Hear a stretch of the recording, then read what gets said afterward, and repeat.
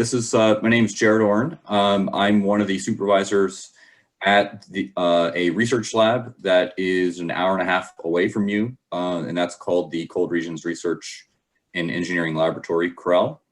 I've got online with me today one of my materials engineers, Scott Sloan, and we're going to do a joint presentation for you that gives you a little bit of a day in the world or day in the life of researchers at CRREL. Really, the purpose of this presentation is to get you interested in knowing more about who CRREL is and how you could be part of our organization in an internship capacity in the summers and winters. If you're a student who's not quite yet ready to graduate, either at the undergraduate or graduate levels. Or joining us full time. We are dramatically expanding our workforce and have been doing so over the last 4 years.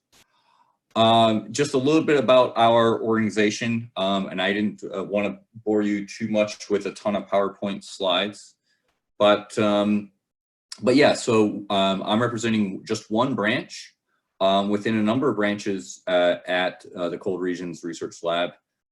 We are in Hanover, New Hampshire, right next to Dartmouth, formerly Dartmouth property, actually. We've been here since 1961. We are a federal research and development laboratory, and we're one of 7 laboratories that comprises the research arm of the U.S. Army Corps of Engineers.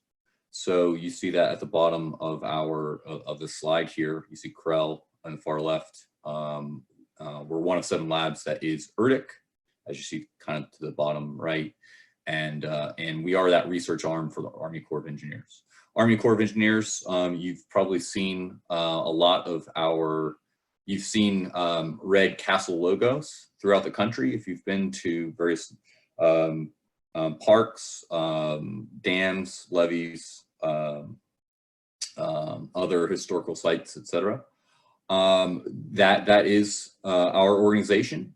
But in fact, what you know about us is probably just a very small sliver of what we do. We do a ton of research that falls into 2 different areas. One being military engineering challenges to support the entire Department of Defense in various aspects. And then the other, which you may have inferred if you've been to any of these places that have concrete structures of some sort, is a variety of research to build new or extend the life of aging infrastructure across the country and in fact across the globe. Our laboratory, as you imagine with the Cold Regions name, we focus on a variety of those research and development challenges with Cold Regions emphasis, and we partner with those other laboratories extensively that are located across the country in various areas to execute our research. So I'm going to give you a little bit of an idea of some example kinds of research. Don't think of this as exhaustive, but hopefully it gives you a little bit more information to inquire further. In general, if you want to know more information, my email is listed here on the first slide. I'm happy to give you a lot more information, more specific information that might be more relevant to your current academic interests and progress and so on. But again, we're open for hire. We're looking to hire specifically computer science graduates, computational materials folks, and other materials engineers, and we've actually already hired recently some civil engineers, but civil engineers would not be, and civil and mechanical engineers may be a good option for us to expand as well. So separate from this presentation, you will receive an email that is a 1-page sort of job brochure. I may point to that here at the end of this presentation, but I'll just reference it now. You'll see a bunch of example kinds of research that we're looking to add new juniors, computer scientists and engineers of various sorts to help us on various challenging multidisciplinary research that encompasses drones, that encompasses unmanned ground vehicles or UGVs, for mobility purposes, for logistics purposes, for a wide range of things. And that's just one topic of a number. I'm going to try to show video here. Let's see. And this is just one application that you may be a part of if you're so interested, where we need to bring computer scientists together, mechanical engineers, roboticists, et cetera, to look at next generation mobility applications for the Department of Defense.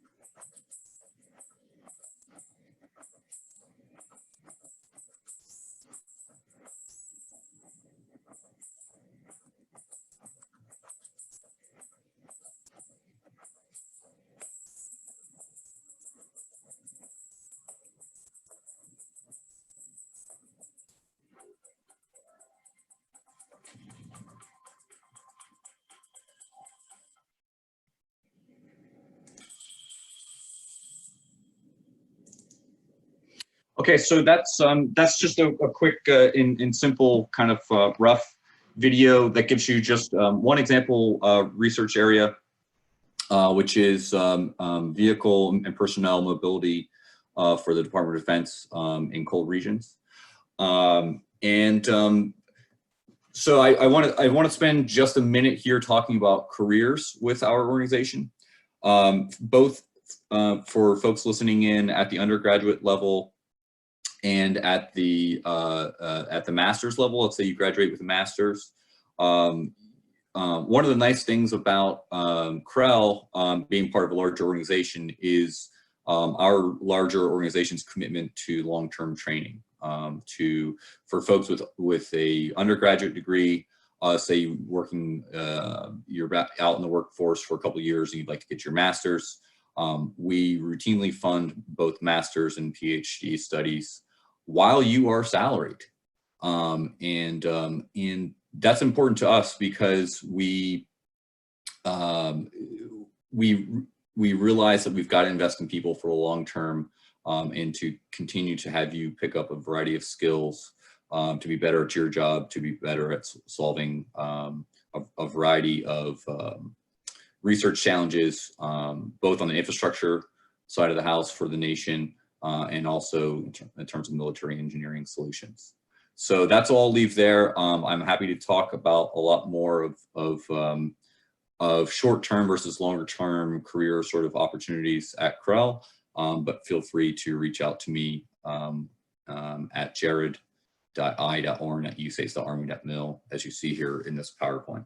So, so that's kind of the broad level overview of our organization that I wanted to cover, and the opportunities for you to join us in both an internship kind of capacity as well as full-time in a federal appointment. And so at this point, we're going to pass things over to Scott Sloan, who's one of my materials engineers, and he's going to describe a little bit more of some of the projects that he's been working on to see if those example projects are of interest to you. Hello, everyone, and yep, I'll be swapping over to my screen now. Jared, please cancel your share screen. All right.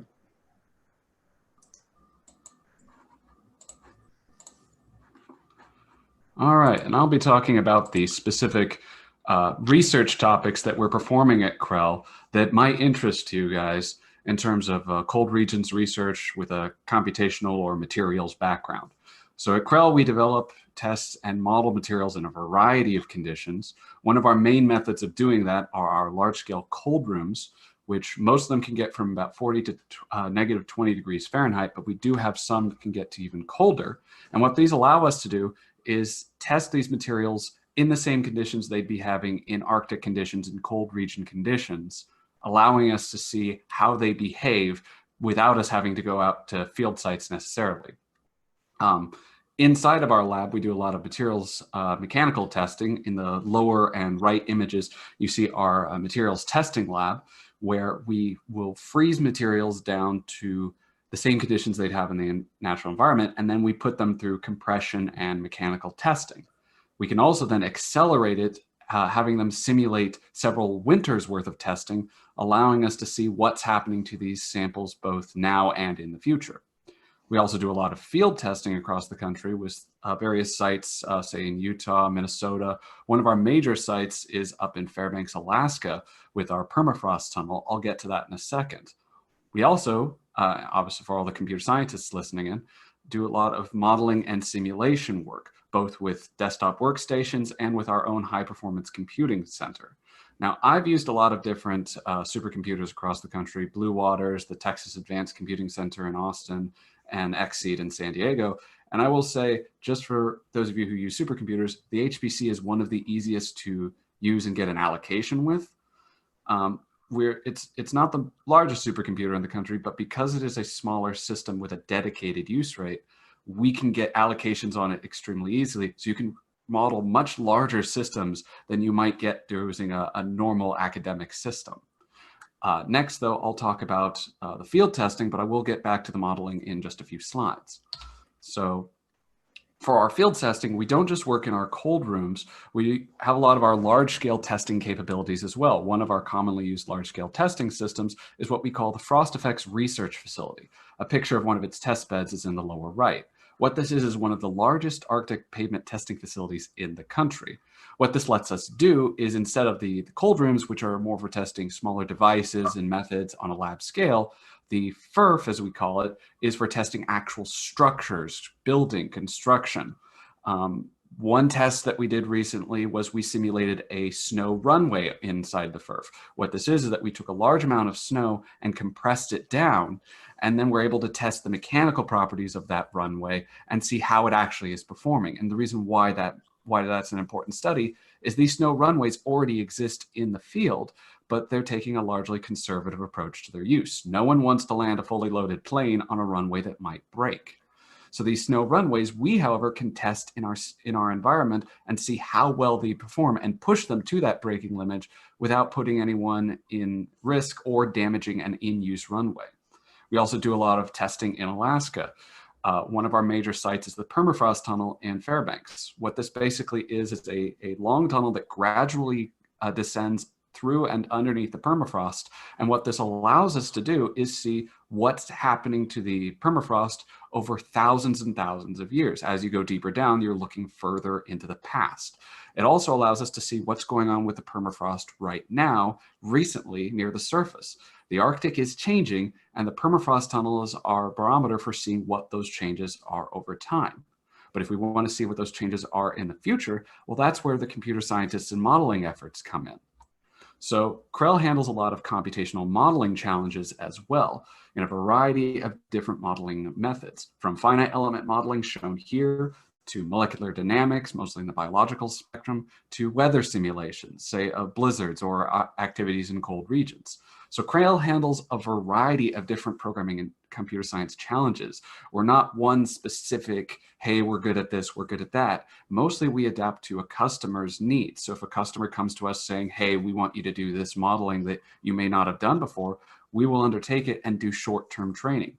So what that means for you is Jared already mentioned that we have a lot of long-term training and academic training capabilities and resources. We also do a lot of short-term training. If there's a week-long or 2-week-long course that you'd like to go to get a certification or background experience, we have the capabilities to fund that, to have that happen. What this also means is the projects themselves vary in a very large range.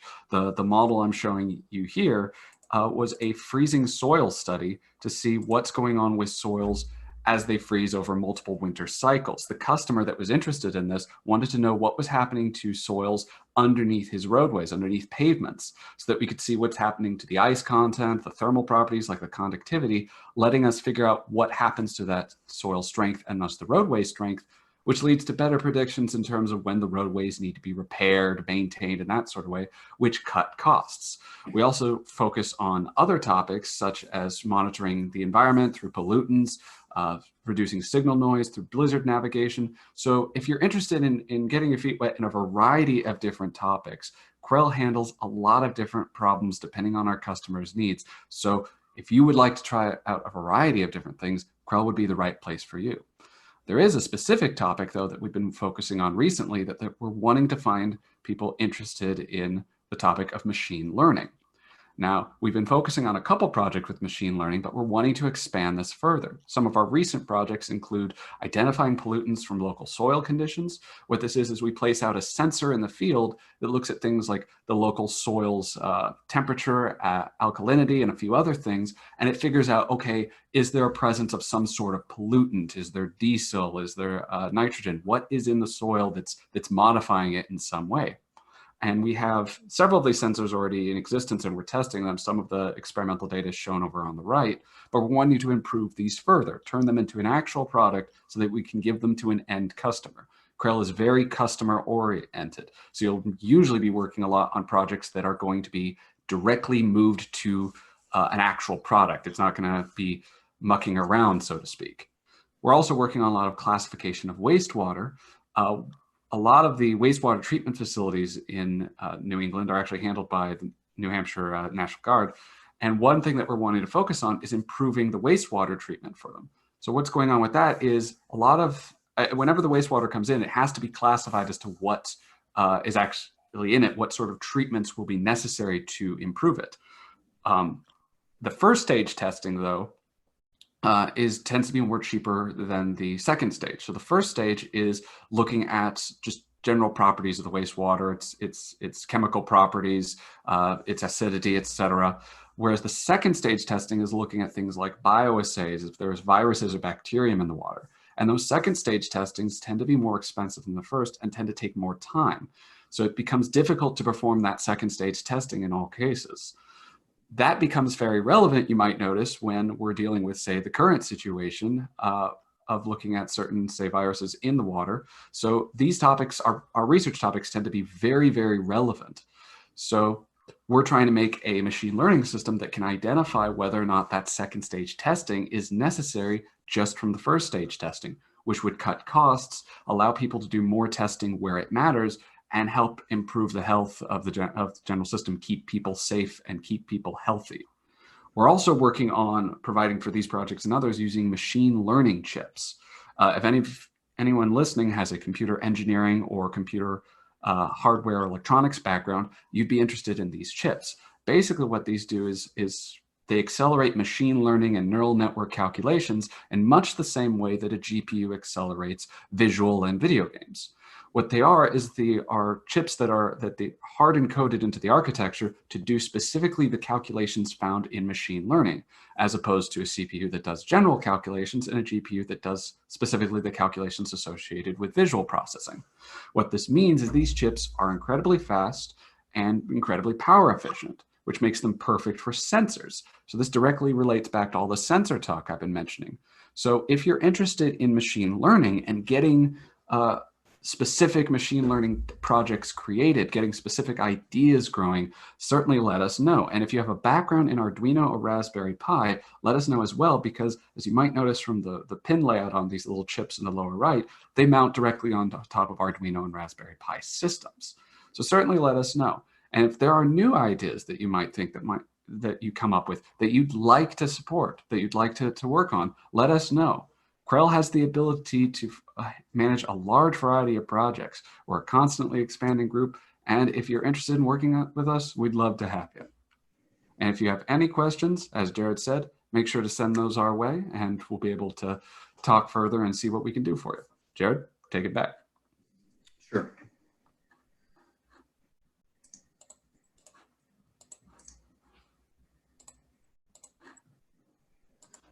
So I guess I don't necessarily need to, let me try to go to present here.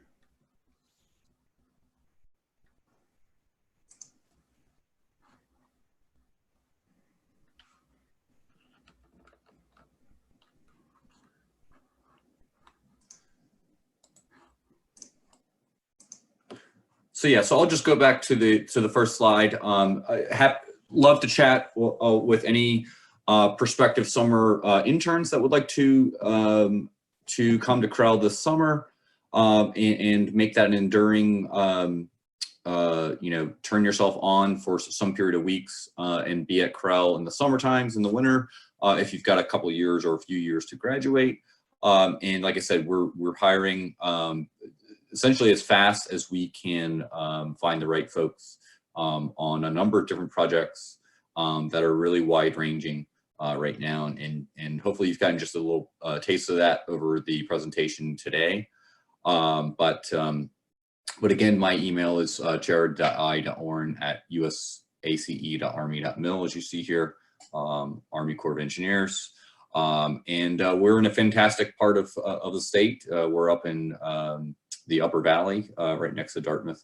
So, and with that, I would add, we also do have some remote options for some types of folks.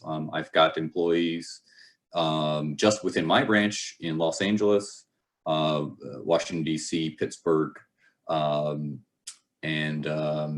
folks who may be mostly local, but are often teleworking and whatnot. So we have a lot of flexible kinds of onboarding situations depending on the projects that one is working on and the role that they're in. So so I guess with that, we're about half an hour in, and that's enough to give you an idea of who we are. But thanks for listening so far.